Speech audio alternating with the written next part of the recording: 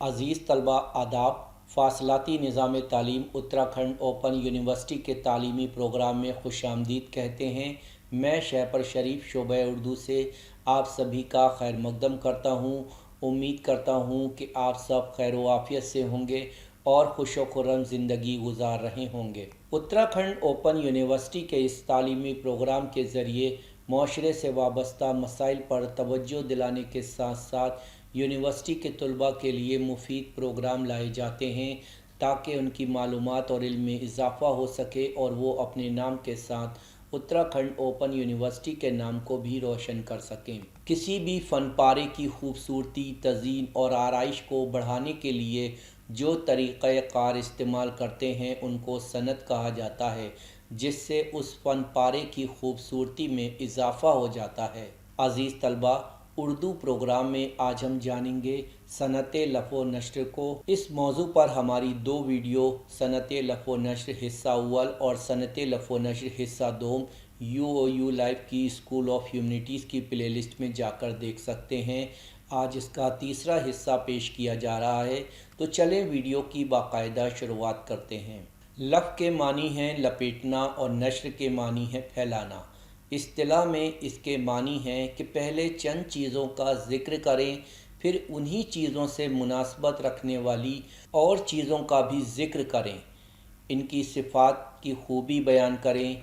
सनत लफ़ो नश्र शायरी की वो सनत है जिसमें शायर आम तौर पर शेर के पहले मिसरे में लफ़ का इस्तेमाल करता है, उसके अंदर कुछ चीज़ें समेट कर डाल देता है और दूसरे मिसरे में उसकी नश्र करता है, यानी उसकी वजाहत करता है, उसको खोलता है।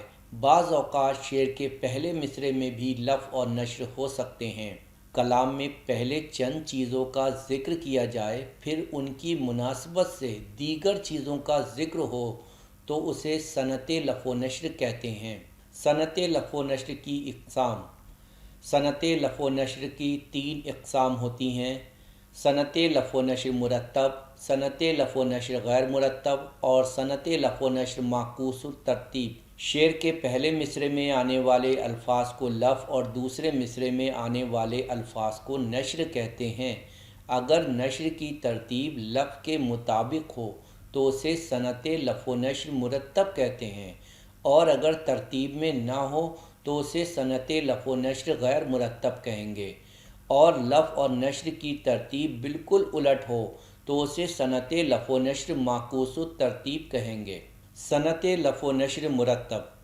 शेर में पहले चंद चीज़ों को एक तरतीब से बयान करना, फिर उनकी मुनासबत से वजाहत करना लफ़ व नश्र मुरत्तब कहलाता है। शेर में पहले चंद चीज़ों का ज़िक्र एक ख़ास तरतीब से किया जाए और फिर उन्हीं चीज़ों से ताल्लुक़ या मुनासबत रखने वाली दीगर चीज़ें उसी तरतीब से बयान की जाएं तो उसे सनत लफ़ो नश्र मुरत्तब कहते हैं। पहले मिसरे में लफ़ के ज़ुमरे के जिन अल्फाज का ज़िक्र किया जाए और उसी तरतीब के साथ दूसरे मिसरे में उनकी वजाहत की जाए तो वो सनत लफ़ो नश्र मुरत्तब कहलाएगा। जिस तरतीब से लफ़ बयान किया गया हो उसी तरतीब से नश्र लाया गया हो।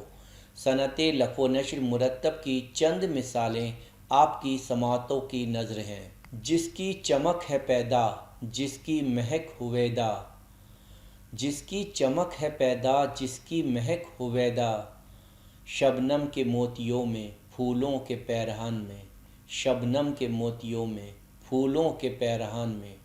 पहले मिसरे में चमक का ताल्लुक़ दूसरे मिसरे में मोतियों से है।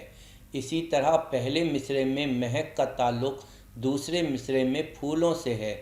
लफ़ की वजाहत तरतीब से नश्र में की गई है तो ये सनत लफ़ो नश्र मुरत्तब हुए। किस कद्र होते हैं नाखुश, किस कद्र होते हैं खुश, किस कद्र होते हैं नाखुश, किस कद्र होते हैं खुश, आप हमको देखकर और आपको हम देखकर, आप हमको देखकर और आप हमको देखकर। पहले मिसरे में नाखुश को दूसरे मिसरे में आप से जोड़ा गया है, यानी आप हमको देखकर नाखुश होते हैं। इसी तरह पहले मिसरे में खुश को दूसरे मिसरे में हम से जोड़ा गया है, यानी आपको ہم دیکھ کر خوش ہوتے ہیں۔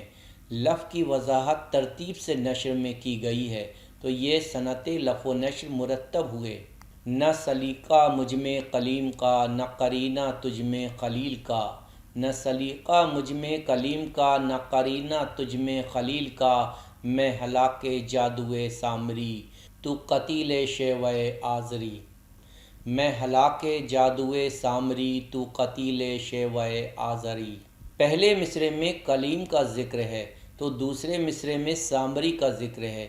کلیم کا تعلق سامری کے ساتھ ہے۔ کلیم موسیٰ علیہ السلام ہیں اور ان کے واقعے میں سامری جادوگر کا ایک کردار ہے۔ اسی طرح سے پہلے مصرعے میں دوسرے نمبر پر خلیل یعنی حضرت ابراہیم علیہ السلام کا نام ہے اور پھر دوسرے مصرعے میں آزر کا نام ہے۔ حضرت ابراہیم علیہ السلام کے والد کا نام آزر تھا۔ لفظوں کی وضاحت ترتیب سے نشر میں کی گئی ہے تو یہ صنعت لف و نشر مرتب ہوئے۔ صنعت لف و نشر غیر مرتب۔ صنعت لف و نشر غیر مرتب یہ صنعت لف و نشر کی وہ قسم ہے جس میں پہلے مصرعے میں شاعر کئی چیزوں کا ذکر کرے اور دوسرے مصرعے میں ان سے مناسبت رکھنے والی دیگر چیزوں کا ذکر کرے، لیکن اس طرح کرے کہ ترتیب کا خیال نہیں رکھے تو اسے صنعت لف و نشر غیر مرتب کہیں گے۔ اگر دو سے زیادہ چیزیں ہیں اور وہ ترتیب میں نہیں ہیں تو اسے صنعت لف و نشر غیر مرتب کہیں گے۔ پہلے مصرعے میں چند چیزوں کا ذکر کیا جائے اور دوسرے مصرعے میں ان سے مناسبت رکھنے والی چیزوں کا ذکر تو کیا جائے لیکن وہ ترتیب میں نہ ہوں تو اسے صنعت لف و نشر غیر مرتب کہیں گے۔ پیش ہے صنعت لف و نشر غیر مرتب کی یہ مثال۔ شرمندہ ہے زلف و رخ و قامت سے چمن میں، شرمندہ ہے زلف و رخ و قامت سے چمن میں، گل برگ ترو سرو سہی سنبل سیراب، گل برگ ترو سرو سہی سنبل سیراب۔ پہلے مصرعے میں زلف، رخ اور قامت لف ہیں، دوسرے مصرعے میں گلبرگ، سرو اور سنبل نشر ہیں۔ قامت کے معنی ہے قد، ڈیل، جسم کی لمبائی۔ گلبرگ کہتے ہیں گلاب کی پتی یا پنکھڑی۔ سرو کہتے ہیں ایک سیدھا لمبا درخت ہوتا ہے۔ سرو ایک سیدھا لمبا درخت ہوتا ہے جس کو معشوق کے قد سے تشبیہ دی جاتی ہے۔ سنبل ایک خوشبودار سیاہی مائل پھول پھل گھاس جسے شعراء معشوق کی زلف اور گیسو سے تشبیہ دیتے ہیں۔ پہلے مصرعے میں زلف یعنی گیسو کی مناسبت سے دوسرے مصرعے میں سنبل کو لایا گیا ہے۔